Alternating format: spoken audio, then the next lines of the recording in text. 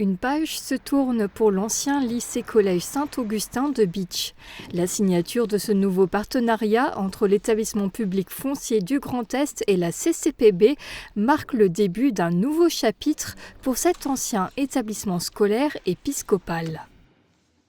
Dans le cadre de cette opération, l'EPF s'est porté acquéreur du bien, s'est porté acquéreur de l'ensemble du bâtiment, du site du Saint-Augustin.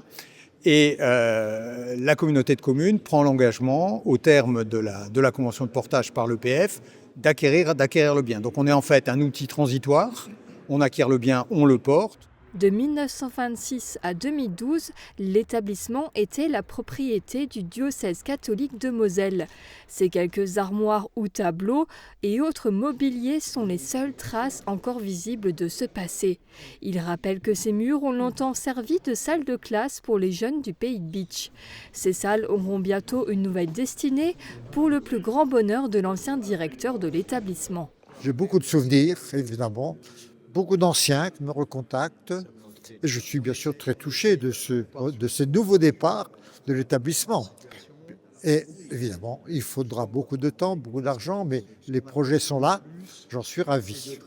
Fermé depuis 2012, l'ancien établissement scolaire a longtemps été laissé à l'abandon. La charpente est en très mauvais état et le bâtiment n'est pas couvert.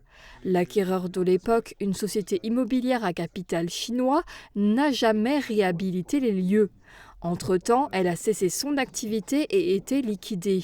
En attendant que des travaux soient réalisés par la CCPB, le périmètre sera d'abord sécurisé par l'établissement public foncier du Grand Est. Finalement, je pense qu'il a davantage été sous cloche dans le passé, dans la mesure où effectivement il était entre les mains d'un liquidateur qui assumait ses propres responsabilités, mais qui ne permettait pas de fait à la collectivité de pouvoir poursuivre les projets, on pourrait dire pratiquement en tant que propriétaire. Aujourd'hui, le bien est passé sous maîtrise publique et donc la collectivité publique a la possibilité de conduire ses projets. C'est un espace aujourd'hui qui a des grandes possibilités, c'est 30 000 m² de terrain, c'est 30 000 m² de bâtiments et c'est 14 hectares de terrain, des bâtis qui sont du début du siècle, donc d'un point de vue structurel tout à fait exceptionnel.